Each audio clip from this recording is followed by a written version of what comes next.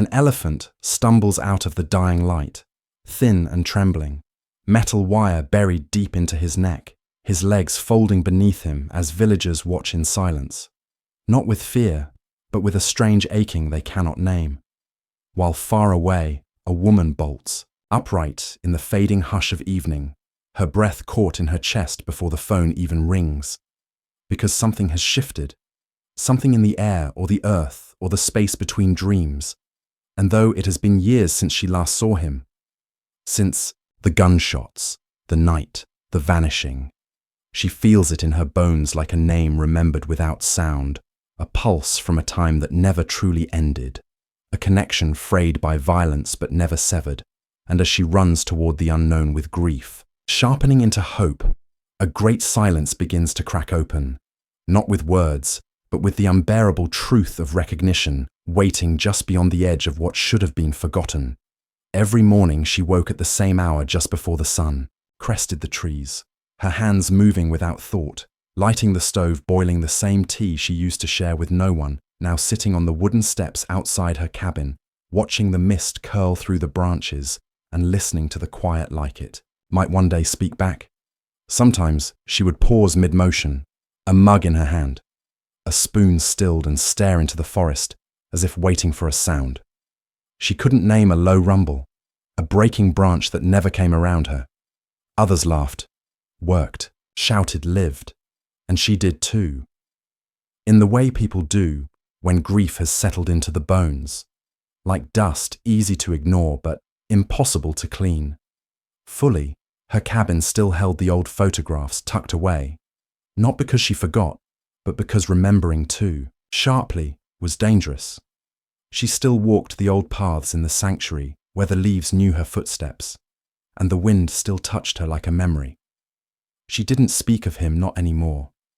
But sometimes her hand would brush the worn leather bracelet on, her wrist the one chewed years ago by a playful trunk, and her fingers would still there like a silent conversation with a ghost.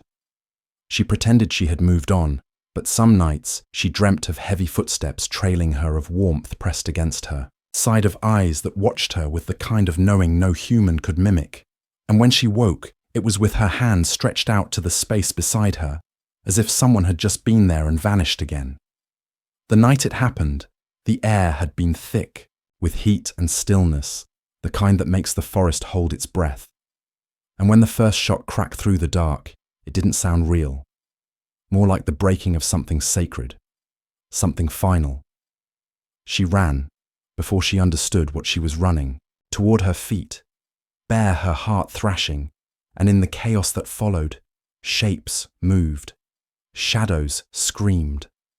And by the time the floodlights caught the blood on the leaves, the fences had been cut, and Nuru was gone.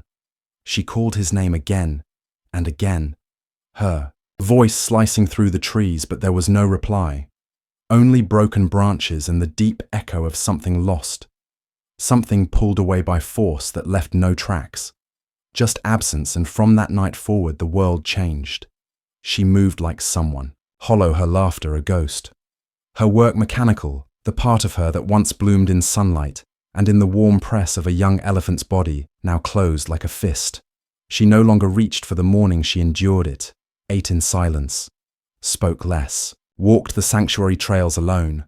The other rangers stopped asking. After a while they knew what it meant to carry a grief that wouldn't soften a hope that refused to die. She kept a space near her cabin, untouched, a patch of earth where Nuru used to sleep, where the grass grew longer, where she sometimes sat at dusk. Not to wait, not really, but because some part of her had frozen there, years stretched thin like thread.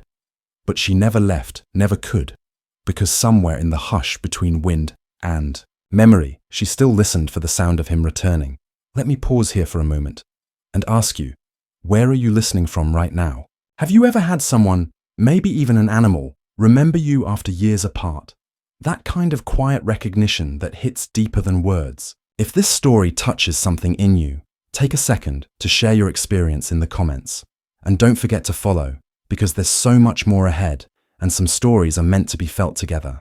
It began with a voice on the other end of the line, casual at first, routine, almost a report of an injured elephant near a remote village, But then the tone shifted. The words slowed, and the caller said, "There's something in his eyes. Something strange, like he's looking for someone." And suddenly Annika couldn't hear the rest because a floodgate broke inside her. Not a thought, not a memory, but a sensation that gripped her chest. Like breath held too long, she hadn't spoken his name in years, hadn't allowed herself to imagine what if. But now it surged back in fragments, a photo half buried in a drawer, a scent of crushed leaves after rain, the way he used to press his forehead to hers and hum low, like a secret between them. She stared at the phone, screen hands numb, heart pounding. Logic screamed that it couldn't be him, not after so long, not after all that silence, but something deeper. Something ancient and wordless whispered, "Go now." She stood frozen, keys in hand, shoes forgotten on the floor, 1,000 fears crowding her mind. What if he's forgotten? What if it's not him? What if she's too late? But beneath them all pulsed one fragile thread of hope so bright it hurt to look at. She drove without thinking, headlights cutting through the dark, road winding endlessly. Her fingers clenched the steering wheel like a lifeline, and every bump, every turn felt like a heartbeat. Louder, louder, and as the village came into view, bathed in the low glow of lanterns and whispers of curiosity, her eyes locked on the shape in the dust, thin, shaking, silent. Her breath caught in her throat because even through the gauntness, the scars, the years, she knew the tilt of his head, the rise and fall of his breath like a lullaby. She'd never stopped hearing, and without realizing, she stepped forward, and the name rose from her like a prayer, like a wound reopening and healing all at once. Nuru. She stood a few feet away, not daring to move. Her breath caught somewhere between hope and fear. Her hands trembling at her sides, and the air was thick with silence. Not emptiness, but a silence so full it ached. The villagers had stepped back instinctively, as if something sacred was unfolding before them, and for a long moment he didn't stir. Just lay there, ribs rising and falling slowly, eyes half-lidded and distant. And then a breeze moved through the clearing, and something in the scent of her, maybe the rhythm of her breath or the weight of her presence, caught him. His ear twitched barely, and his eye opened just a little more. And she saw it then. Not fully. Not yet, but enough a flicker. Not of recognition, but of searching. And still she didn't speak. Not again, because names didn't matter. Here, not yet. What mattered was the space between them. How it hummed with something old, something that had once been alive. And suddenly his trunk shifted. Not quickly, not surely, like memory stirring in deep water. And it lifted, trembled in the air, reaching with the slowness of something uncertain, fragile. And when it finally brushed her face lightly, tracing her cheekbone, she gasped.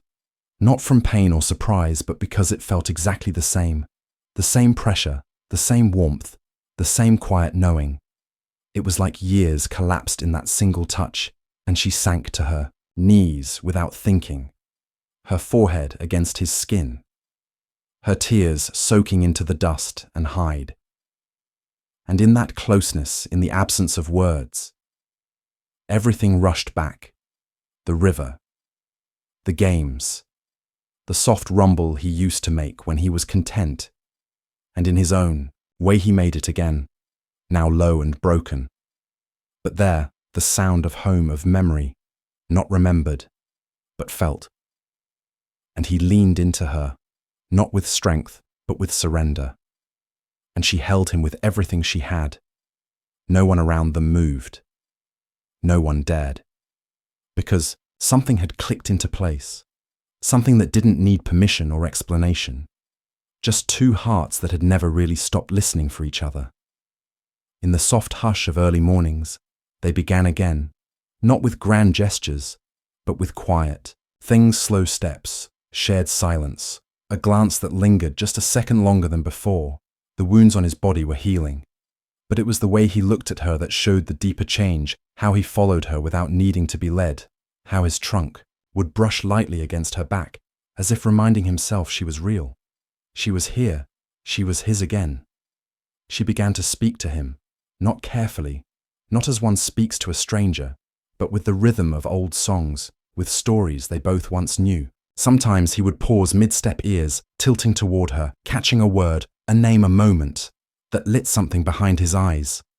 He began to play again, clumsily, at first, kicking dust or chasing falling leaves, and once he nudged a tin bucket across the clearing with a mischievous rumble, and Annika laughed, a sharp, sudden sound she hadn't made in years, and when she laughed, he stilled watching her, like he remembered that sound too.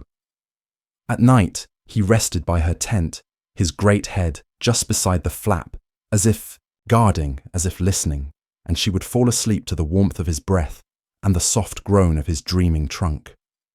Even the villagers noticed how the space around them felt different now. Like something sacred had returned, they no longer watched, with awe, but with quiet respect, giving room to something that didn't need to be explained. And Annika, though still scarred in places, learned to live in moments again. She no longer braced for silence, no longer walked with her head down. She found herself, humming again, reaching without fear. Her grief didn't vanish. It softened, became part of the soil beneath her feet. The final morning came like a breath, the sky brushed with gold, and the trees glowing at their edges. And Nuru stood on the hill beside her, and for a moment they both watched the horizon, not as a place to mourn, but as something open, full of promise. And then he lifted his trunk and let out a sound so full, so loud, so alive it seemed to shake the sky itself. Not sorrow, not memory, but presence, and it said without words, "I remember, I remain, and I am free." And beside him, Annika didn't speak. She didn't need to. She simply placed her hand on his shoulder, closed her eyes, and let the moment say, what words never could welcome home? Some bonds don't ask for explanation. They survive in the silence, in the space between years, in the weight of memory carried but never spoken. They wait, quietly, patiently, beneath the noise of life, unchanged by time or distance. And when they return, they don't announce themselves. They simply step back into place, as if they never left. What was broken is not forgotten. What was lost is not gone. It is simply waiting for the right breath, the right look, the right touch, to remind us that real connection doesn't fade, it endures. And when it returns, it doesn't just bring the past, it gives us back a part of ourselves.